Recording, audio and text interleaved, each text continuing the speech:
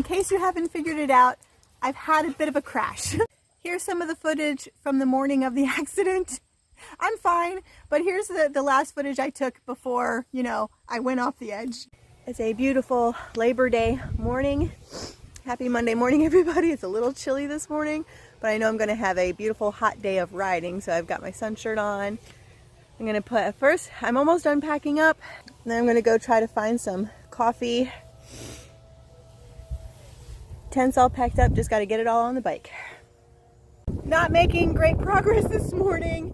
There's a really strong headwind, and I don't know if you can see, but it's just upslope. Holy cow, it's North Dakota. It's supposed to be flat. What's going on? I had such a great first day of travel. I did a lot of miles, more miles than I usually do. I hadn't been on the bike for a while. I was feeling great.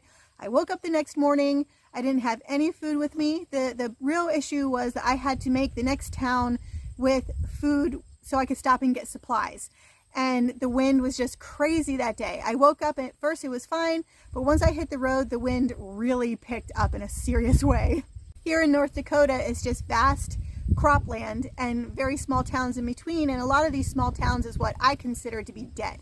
There's no cafes, no stores, no grocery stores, no gas stations. So I had to keep going on. I was trying to get to Findlay.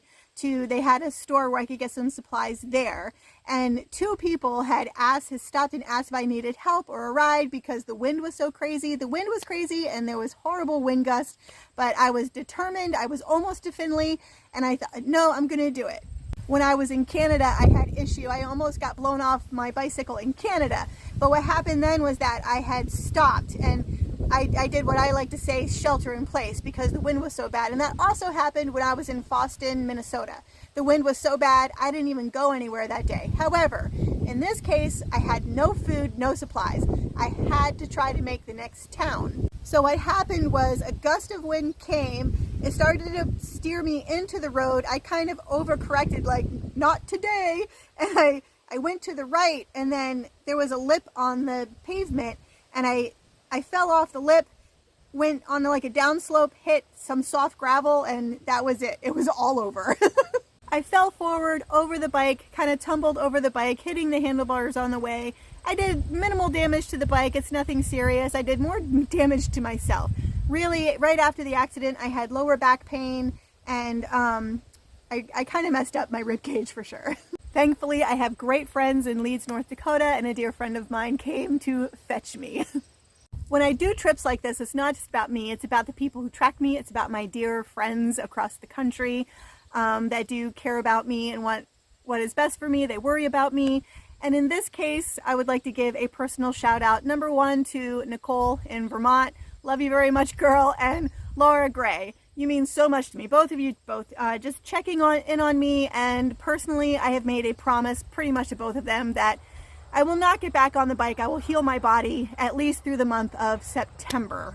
I would also like to give a big shout out to old Greg in Vermont, who is now calling me a road warrior.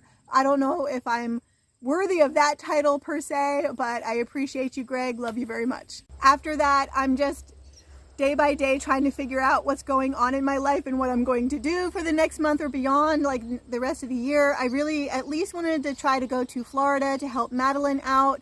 She's doing a show in mid-November that she needs help with, and I agreed to help her. So I'm trying to figure that out. There's always a lot to this journey. So this is all to say, hang on. I'm just trying to figure out my near future and heal. I am obviously feeling better, but my rib cage is definitely screwed up on this side. It feels like I've got a floaty in there. And when I laugh really hard, it hurts. And I have a hard time. It's getting better, but getting up and down, it just gets painful, but I'm kind of used to the pain now too, so it's like, whatever. Just trying to figure out my next move. I've also been in communication with Dotson this morning. Thank you, Dotson, for trying to figure out how to get me to Florida with the bike, without the bike, flying down there. Where am I flying out of? God, I don't have time to make it on the bike now, I feel, by the time I sit out the month.